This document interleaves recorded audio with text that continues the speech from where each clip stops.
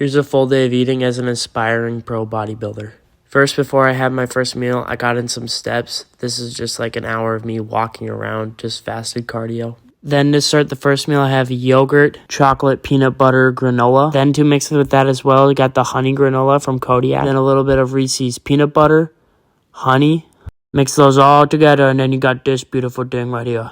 Then 'tis the season of fall. I needed something to wash it down, so I got the pumpkin spice from Rise with also the Fairlife milk. This one's higher in protein, so I used it. Then moving on to lunch, I got this ribeye steak, and I wanted some steak today, so I decided let's make some steak. Then, of course, when you have steak, you gotta have some eggs, am I right? Not only did I have eggs with my steak, but I also had eggs with my rice. This is a good combination. I had 70 grams of rice, and I also added these 3 eggs. Then, to add some fiber in my meal, I added 100 grams of blueberries. Then moving on to my third meal, I had ground beef and rice. This was about 6 ounces of ground beef and then 70 grams of rice. Also had 100 grams of these organic grapes. These things are great. Then for my final meal, I had to start cooking some chicken. So I got to that, which were the tenderloin. Then once again, I had 70 grams of rice with 6 ounces of chicken. And obviously can't see it because it's covered by my sriracha. And of course, I can't forget my Superman cup. I always drink my water out of my Superman cup. Then it being rest day, I drank some coconut water for muscle recovery.